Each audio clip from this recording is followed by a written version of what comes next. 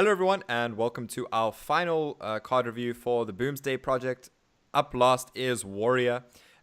If you haven't joined us for any of the other ones and you don't know the rating scale by now, well, we're going to go over it for one last time.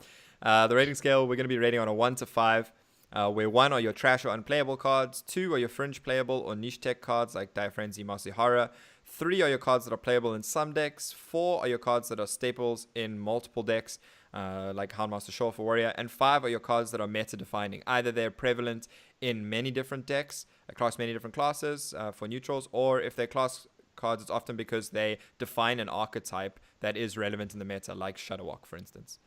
Okay, so let's get started with Warrior, the class of Dr. Boom himself. And first up, we have the Boom Ship.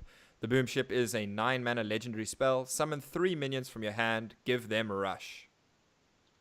So, the first thing that I looked at this card, I was like, that sounds pretty good. Obviously the dream is 3 beefy minions, 3 really large minions, and they have rush, clear the board, sure. Then I thought about it, but I was like, but wait. If you play this on 9, it means that these 3 really expensive minions have been in your hand for a while. And that's probably not a good thing. No. I mean, it does mean that you basically are carrying 4 cards in your hand that you can only play from turn 9.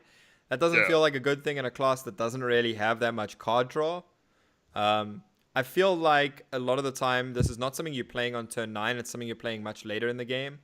And I think whilst summoning big minions with Rush is very powerful, I think it's not something that really wants to push me in towards that deck. I feel like it's a backup plan almost for big warrior decks rather than like just getting totally screwed when you actually draw all your big minions instead of being able to recruit them from your deck. Yeah, so that's why I wanted to give it like a 3, but I think like I'm going to give it a 2 because I think, like you say, it's basically just the plan B for Rush Warrior decks. I mean, for Recruit Warrior decks, more than actually being a solid game plan by itself. I mean, because you never want to play this without the recruit mechanics, right? Yeah, I mean, you want to play it in a deck with big enough minions. I think you can kind of get away with like 3 reasonable size minions, or late in the game, if you've been discovering stuff with Dr. Boom, discovering mechs, you can maybe make them work like that. But if you're discovering mechs and not playing them, I'm not sure what else you're doing with your turns. So yeah, I think the Boom Ship is like a 2.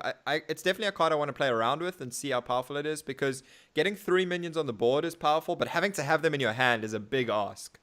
Yeah, and I mean, not something you want, right? Yeah, and I think sometimes even just getting 2 in some of the big decks where they're all big minions is okay. So it doesn't always have to be all 3, but yeah, I think I'm going to give it a 2. Yeah, 2. And then one of the cards I'm actually more excited about, and this was much like they did with Hagatha with the Witchwood. They kind of teased him partially in like the very first video, Yep. and then later on spoiled him. And it's Dr. Boom, Mad Genius, basically the protagonist of the whole expansion. Really, Dr. Boom, Mad Genius is a 7-mana Death Knight hero card for Warrior. When you play him, you get 7 armor. To get, for those who remember, Dr. Boom was a 7-mana 7/7, so to kind of keep that flavor. And the battle cry for the rest of the game, your mechs have rush. But that's not all. Yep. That's not all. So his hero power, it's the big red button, is actually 5 other different hero powers, and they change every turn. Part of it is you can never get the same hero power in a row, and it randomizes at the end of your turn, so your opponent can see what the next hero power is. Yeah, okay. So let's go through the hero powers quickly.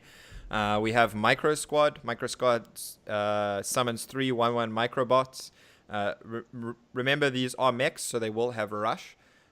Zap Cannon, deal 3 damage. Pretty simple. Delivery Drone, discover a mech. It has extra power, of course, because the mech will have a rush when you play it. And then Blast Shield gains 7 armor, which is just the best way to armor up warriors I've ever had. And then we have Kaboom, which is deal 1 damage to all enemies. So Kaboom seems like the least powerful of them. Micro Squad seems like a lot of the time I might not want to use it. unless the board state is in a very specific state. Zap cannon seems pretty good most of the time. You can just zap your opponent if you can't zap your if you don't have anything to zap of theirs that gives you favorable. I think delivery drone is the one I really want to get most of the time. Yep. And blast shield is completely fine to store me time. I think until the other until I get delivery drones. Yeah, so that's the thing about so basically a large. I mean, it's all going to come down to how consistent like these random hero powers are most of the time. So like you say, blast shield most of the times you don't mind, but the problem is like some of them like Kaboom or Macro Squad, are very situational in terms of sometimes they're going to be insane, other times they're going to do nothing or just be very bad. Actually, I mean, I'm just thinking of something like Kaboom. There are situations where it's actually detrimental for you to use it. Yeah. I think delivery drone as well.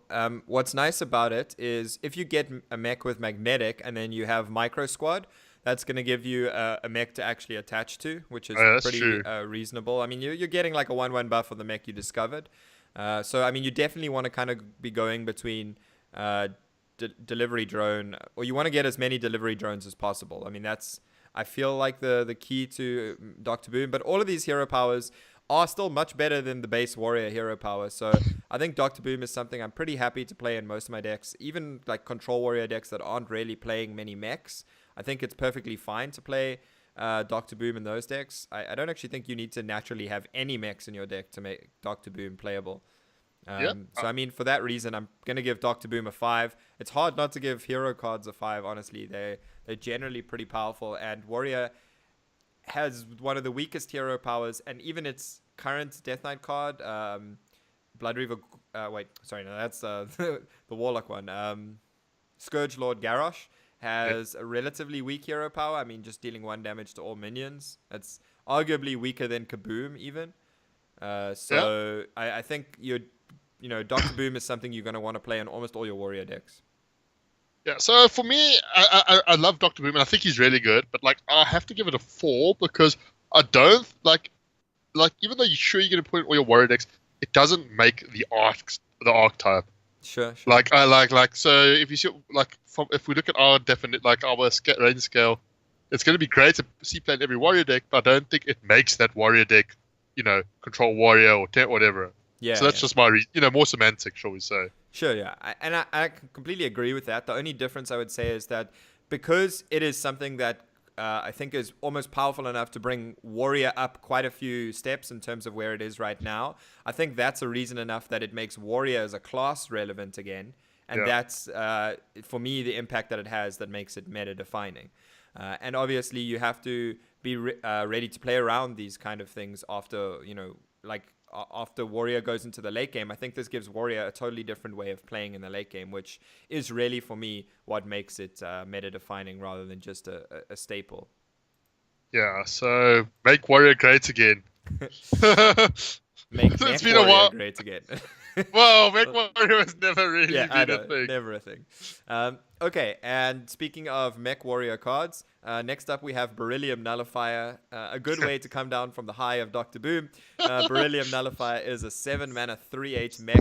It's an epic. It has magnetic, and it can't be the target of spells or hero powers. So you can slap a Beryllium Nullifier on your biggest minion in order to nullify any of their removal, unless, of course, that removal is Vilespine Slayer.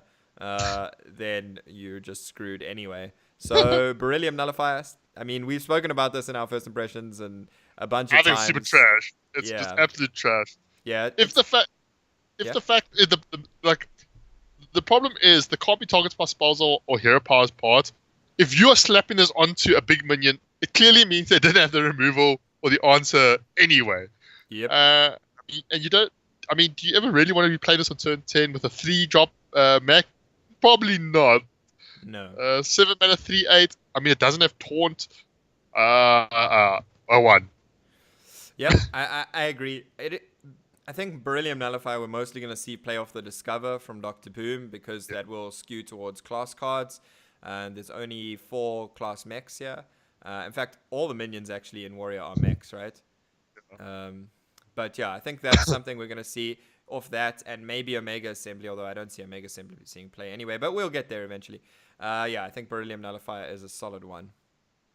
Then one of the cards I spoiled one of the first spoils is the 5-mana 1/3 weapon Super Collider. It's an epic, and it reads after you attack a minion, force it to attack one of its neighbors. So it's kind of like a betrayal effect in a way. Not really, because the big difference with Super Collider is the minions will fight each other. So it's more like a fight effect than it is just a damage. Whereas like Betrayal only makes the middle minion damage the other two, deal its damage, deal damage with its attack. Okay. Whereas this is like a fight from like Magic, right? Where both the minions will deal their attack to each other. Okay, sure, okay. So this obviously now, in terms of when you play against Warrior, I like its design and the fact that it means you have to take into account positioning, which I like. I like that the fact is like they're gonna have cards where that matters, because I feel like that's quite skill testing and like mechanic testing another way. Yeah. But in terms of a 5-mana 1/3 weapon, the problem is if you want whichever minion you want to deal a lot of damage to the other means you're going to be taking that damage to face. So I mean, even the example they used in like the reveal video where they hit like a mountain giant, so it could deal damage to another mountain giant. I'm like, yeah, I'd rather not take damage to the face. Yeah, I mean, if it's the one where you can clear up the double mountain giant start at the beginning against like even Warlock, it's better answer than nothing. But most of the time, I agree. It is tricky because you're gonna want to hit big minions, and then you're gonna take damage. I mean, you are warrior, so you do have a lot of armor gain mechanics to kind of catch up, but not as much as druid. And ultimately, I mean, the big question you have to ask is how often is the state of the board going to be that there's like 2 big minions on the board? That's the best scenario for Super Collider. I feel like it's a card that is relatively easy to play around if it does become popular, and that's something that definitely hurts it and its power. It is an option as well for odd control warriors where you can mitigate the damage that you take a little bit better. It gives you a way to play around. It gives you a way to deal with those like boards that have tall boards where they have fewer big minions. And then when they go wide, you have like Brawl to deal with that board. So that's the one nice thing I think it does do for the odd control warriors. Overall, though, like I feel Super Collider is maybe a 2. It is kind of a fringe card for me, not something I'm expecting to see a lot of play. I think the actual closest comparison is Scourge Lord Garrosh's weapon. But I think maybe the cleave on that weapon is a bit better than the Super Collider. Yeah, for me it's a 1. But also the other thing that important is even though sure tall boards is good against, the ultimate problem still remains is that if you have 2 big minions, like your opponent has 2 big minions, sure you hit the one and kills the other. The problem is you still can't deal with that one tall minion. That's for me the ultimate problem, right? Well, they have to kill each other, right? That's the point. They will kill each other. It's not remember? That's but if they don't, is what I'm saying. Yeah, like the problem is you can't just kill one tall minion. Yeah, well, yeah, and I mean, Taunt also really screws with this, right?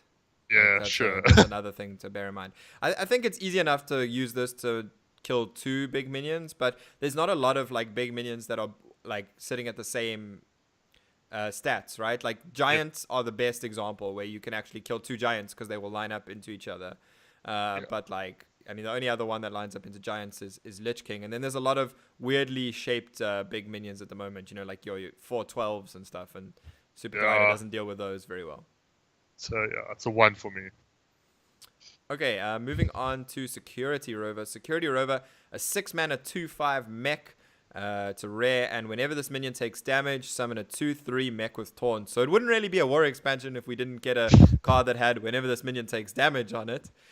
Sure. For a long time, that's been the thing that they've pushed on warrior. This one, a really understated minion. I mean, how many mechs do you actually need to get out of this realistically before you start considering it worthwhile? I mean, 1, it's 4, 8. So you probably at least 2.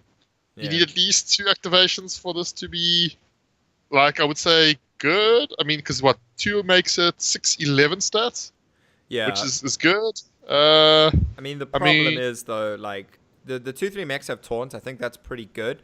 But Yeah. this is a 2-5. So, like, to get it to attack into 2 things in the late game is going to be pretty difficult. I mean, your best chance of getting 2 activations is with Blood Razor, and then it gets to attack. Or it gets to kill Yeah, something. I mean, the problem though with this card is most of the times Hogger is just better, right? Sure. For those who don't remember, it's a classic legendary 6 mana 4/4. At the end of turn, summon a 2/2 with taunt. Yeah. So I don't know if maybe the fact that a mech might help it a bit. I mean, with Dr. Boom, it gets rush. Maybe there's enough. Maybe it's just enough to get that extra consistent sort of stability against aggro. But yeah, for me, this is a 2. Like, that's a very fringy sort of card. But yeah. I think the only time Security Rover will see play in competitive games is when it's discovered off Dr. Boom. So I think Security Rover is just a 1. I think this is not a card I really ever want to put in my deck. There's not even any stuff to like magnetize to it afterwards, except that Beryllium Nullifier, which was rubbish too. So like, it doesn't even help your curve there. I mean, it gives you multiple mechs, but it doesn't, and it's not even that easy to get yourself multiple mechs. I'm totally not sold on Security Rover. It's a 1. And then moving on to the next card, a card I think is a little better than a 1, is the 5 mana 3/4 mech rare called Dynomatic.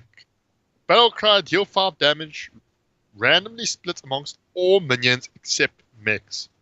So the cards, this kind of reminds you of a bit of Goblin Blast Mage and Mad Bomber to some degree, I think. But this is quite so 5 damage. I mean, so if you play this in, let's say, I was assuming Mech Warrior, this is obviously pretty good because it won't hit really any of your minions. The problem obviously is if you face Warrior Mirrors, I mean Mech Mirrors, this obviously becomes a lot worse. Yeah. But what do you think of this card? The 5 mana 3/4. I think this card actually has some interesting usages outside of mech decks. Specifically, I think there are some kind of cards that synergize with it in terms of cards of your own that you want to damage. If I'm thinking like Acolyte of Pain is one of the good examples, and even maybe in those odd control warriors, it is odd. It's something that can help you clear up some boards and contest them. And then in those odd control warriors, you can still play Dr. Boom as well. So in the late game, it will have a rush, which is possibly a relevant factor. It's no Volcano though. 5 damage is a lot less than 15. No, what? No. even if it comes with a 3/4 body though. So I think at best this is going to see fringe play. I think I'm actually just going to give it a 2. Yeah, I think it's a 3 because I think its effect is pretty good. The ability, to develop a minion and usually remove another minion, I think is potentially. So for me, I think it's a 3. And it has synergy with Security Rover. Don't forget that. It doesn't though. Oh, wait, it doesn't. Never mind. It has 0 synergy with Security Rover. And I think there's just, if you're playing a mech deck specifically, I feel like there's more powerful things you can do on 5, like Ziliax and Wargear most of the time. Sure. And then the next... And then we have Omega Assembly, another mech warrior card. 1 mana, rare spell, discover a mech. If you have 10 mana crystals, keep all 3 cards. 1 mana discover a guy effects are really bad. They've never really been any good. The only one that was reasonable was Raven Idol, and that's only because you had a choice and you could get Wild Growth more consistently for turn 2. Omega Assembly, I'm not too sold on the keeping all 3 cards. There's some synergy with Boomship. Late in the game, once you have 10 mana crystals, you go Omega Assembly, get 3 mechs, rush them out with Boomship. But I feel like if I've gotten to that state and that's my best play, I don't know. I'm probably okay. I'm not sold at all on Omega Assembly. I like the ability 1 mana draw 3 cards, even if it is late game. So like in value games, I like this. So for me, I'm going to give it a 2 because, but then I'm a bit biased because I like drawing more cards. And one mana draw 3 cards, even if it's random mechs. I still think I think the clue is in its mana cost. It's a 1. 2 for me. Okay, the next card. This is the Warrior Project, a 2-mana common spell, Weapons Project. Each player equips a 2/3 weapon and gains 6 armor. So this, I think, is it's so just it's not Fiery War Axe, Yep. Definitely not. but it's definitely it's not the warrior 2-mana weapon allows it to get a bit early in the game. And the nice thing is, I mean, you've got additional synergies if you play this in Control Warrior, where you play Harrison. Turn 7 you can play Weapons Project and then Harrison to draw 3 cards. Yeah. I think the Harrison thing is a meme. I feel like that's bait. I don't see the Harrison thing. I think if I'm playing this on turn 7, it's garbage because I'm getting a 2/3 weapon and I'm giving my opponent 6 armor, and those are not things I really want to do. So I think the Harrison thing is a bit bait. I feel like it's best used early in the game, maybe with like Shield Slam. That has a little bit more synergy. Even maybe Reckless Flurry is the one thing we're going to talk about a bit later that it does have synergy with. But overall, I think in a meta where Druids are popular, it's going to be not good to give them 6 armor because it buffs their spellstones. And at some point, you are going to have to kill them because... No, but the spellstone's only your own turn, isn't it? I don't think so. I think it's just if you gain armor. You're just not usually gaining armor during your opponent's turn unless you're playing Plague Beetle. Okay. And I mean, giving your opponents the 2/3 weapon isn't particularly appealing. You kind of negate the 6 armor you gain if they just go face, if they're an aggressive deck. But you kind of get to stall out the damage that they're dealing, which can sometimes be useful to just stall for a little bit. I think Weapons Project best use is actually to destroy your opponent's weapon. Against I was about to say Druid Warlock, Malygos Druid, or even against Paladins, where you can destroy a Vine Cleaver is relevant. Or Alunath. Or Alunath, for mages. So I think that's the best use of Weapons Project. So ultimately, I think that kind of leaves it as a 2 for me because I feel like it's a fringe card. I'm not really sold on putting it in my warrior decks even. I really like it. So I'm going to give it a 4, actually. Like, I think it's actually really powerful. I do like the design as a new way of having like weapon hate, basically. That's the one thing I like about it. But I'm trying not to let my appreciation for the design skew my score. Sure. Okay, and then next up we have Rocket Boots. Rocket Boots, a 2-mana spell, give a minion rush, draw a card. Giving a minion rush is not worth 1 mana. Drawing a card is like not worth 1 mana. I don't want to put those two things together to equal 2 mana. Rush plus draw a card does not equal 2. This card is a 1. I can't see myself ever playing it. Yeah, I'll give it a 1. I'll also give it a 1. It is a kind of card that eventually screams some sort of combo, but unfortunately, obviously, rush. The fact that it only has rush, but the cycle effect. I mean, maybe one day there's. I mean, I think back to the old ODK Warriors, but I probably. I'd rather just play Battle Rage. Probably, yeah. Battle Rage is probably just better. So I don't know. Probably, yeah. It's probably just bad. So yeah, it's a 1. Bad.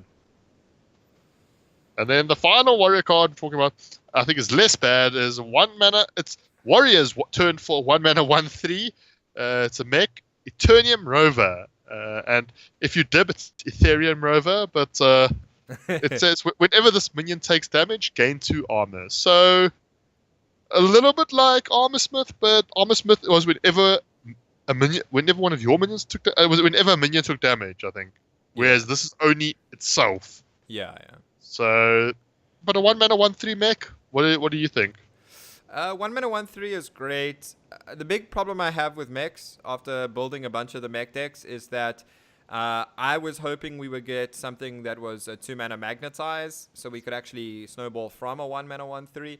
But in Warrior in particular, there's not really any kind of magnetic minions until like 3 mana, and then that's just the Bronze Gatekeeper, the 1/5, which I'm not sold on. So I think you only really want to even start your mech curve from like turn 4 onwards, because the big things you want to hit are War Gear and Ziliax.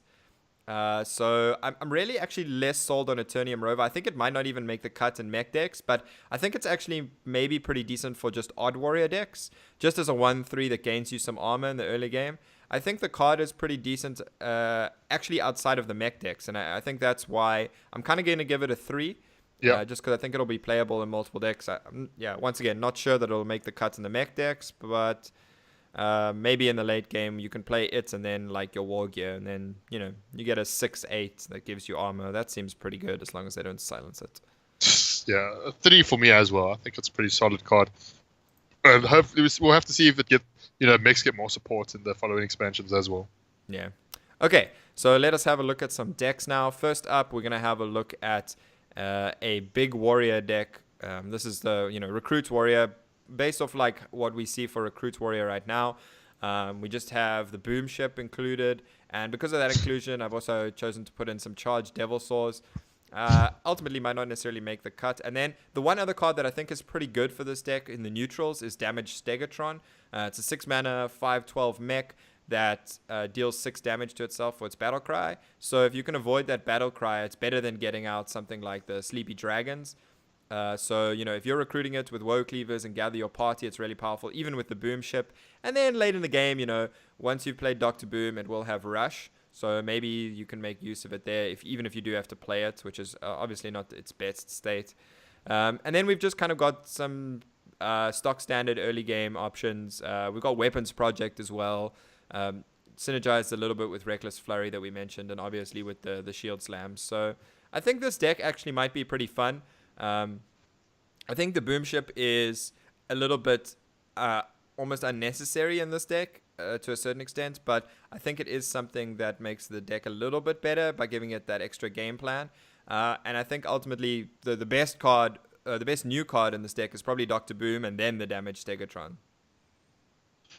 Yeah,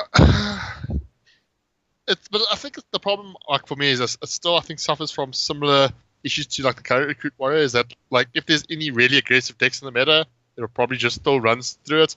I mean, the Stegatron is basically what you have to rely to carry you, right? Yeah, I mean I think the Weapons Project helps a lot in those matchups. Like with Warpath and stuff, you can make it work out a little bit better for you in terms of lining up those whirlwind effects. And I think Dr. Boom helps in those matchups too, because you do get the 7 armor immediately, and it gives you a way to come back onto the board pretty decently. So I think the deck actually gets a little bit better in those matchups as well.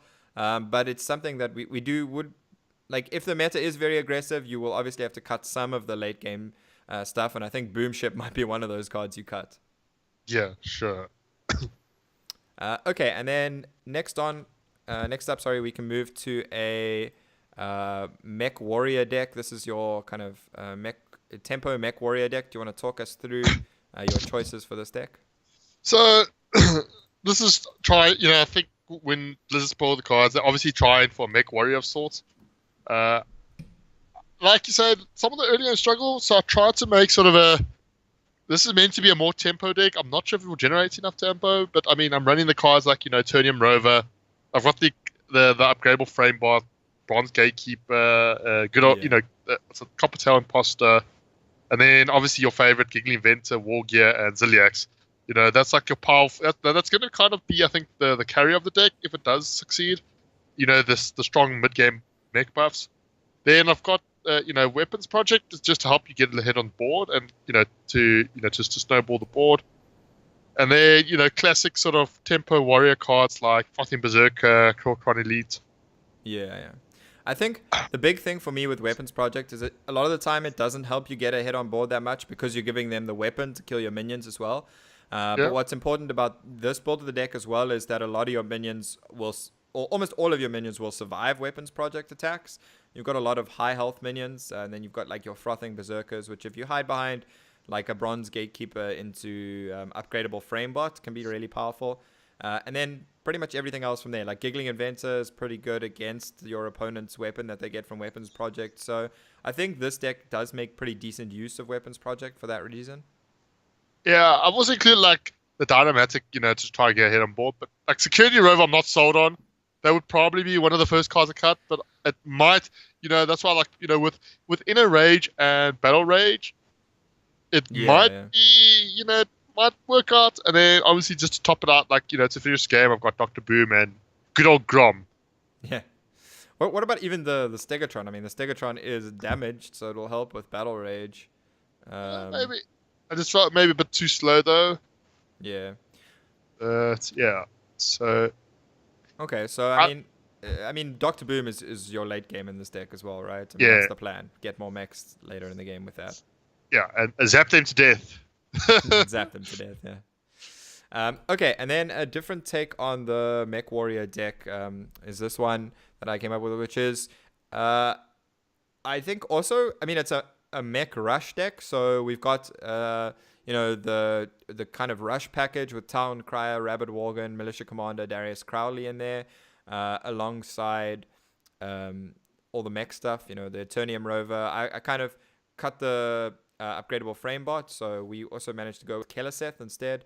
And then I kind of still feel like the mech curve begins on 4, something we've spoken about in some of the other videos and the other decks. So I'm pretty much, the rest of my mechs are only really starting at 4, with Coppertail Imposter into the Giggling Inventor kind of War Gear Ziliax package as well. And then the one interesting thing I thought was maybe worth a try is Spiteful Summoner and the Boom Ship. The problem with this is you can only have one copy of the Boom Ship in your deck, so that makes your Spiteful Summoners less consistent. I'm not really sure Spiteful Summoner is good enough for this deck, but I think I can get away, or you can get away with this deck with not really playing many spells, because you have so many so many minions with rush and weapons as well that you can use to remove cards. So I think Spiteful Summoner might actually be playable in this deck for those reasons. But So it I feels think, bad when you draw Boom Ship, Spiteful, right? yeah, I mean, yeah, it's really bad when you do that. But the other thing is, because the deck is so full of minions, Boomship isn't asking you to have 3 minions and a bunch of other cards in your hand. It's just asking you to basically have 3 cards in your hand, and then you get to kind of play them immediately. So I think it does have a little bit of synergy there. I'm definitely curious to try. I looked at the 9 drops. There's a few bad ones like Master Oakheart, Dragon Hatcher, and Ozruk. Those are the 3 really low rolls. But there's a bunch of decent ones as well, like your Sleepy Dragons and your Ysseras. And then there's just a couple like 9 mana 8/8s that are possible to get from a Spiteful Summoner. So I mean, I think we could see some kind of more Tempo Warrior deck. Something we said after the last expansion, though. Yeah, Uh, and and we know how I'm that not turned sold out. I'm not sold that the mech stuff actually makes it that much better. I think Doctor Boom is pretty good though, and I think that's the single card that's gonna make Warrior relevant again. So overall, I think Warrior is gonna get a little bit better, but not like significantly better that you're gonna be seeing tons of it on ladder. Dr. Outside Boom of might be people's the carry though, experimentation. right? Yeah, I mean I that's mean really what it's about, right? that if that card is good enough, that just might make Warrior relevant again at the end of the Yeah, day. but Doctor Boom doesn't beat Druid for one. Like, there's a lot of classes that Doctor Boom doesn't beat. I'm not even sure it beats like Deathstalker Rexar, because Rexar is consistently giving you the Discover a Beast instead. So Sure. I mean, it's good, but I'm not sure it beats a lot of the other hero cards out there. So I still think Warrior is going to be towards the lower end of the classes. But I think it's improving a little bit, at least with this expansion. Yeah. So we'll see. Make Warrior great again. We can do it. Believe. Yeah, I mean, Dr. Boom is trying his hardest, a whole expansion just to make Warrior better, and then they gave us Beryllium Nullifier. And yeah, and I'm just disappointed with the mech stuff, to be honest, from Warrior. That's the big thing for me. But yeah, that is all of our videos done now. So if you haven't checked out the other ones, make sure you go ahead and check them out. They're all in the same playlist on YouTube. And also make sure you give us a like, if you like the videos. Any feedback is really appreciated in the comments section, or you can contact us on Twitter. Our Twitter handles are below our faces here. And also share the videos as much as possible. Thanks a lot, everyone, for joining us. It's been 3 odd days of just constant video making, which has been pretty grueling. So hopefully everyone really appreciates it. We really appreciate any feedback. And for now, cheerio until the Boomsday. Cheers.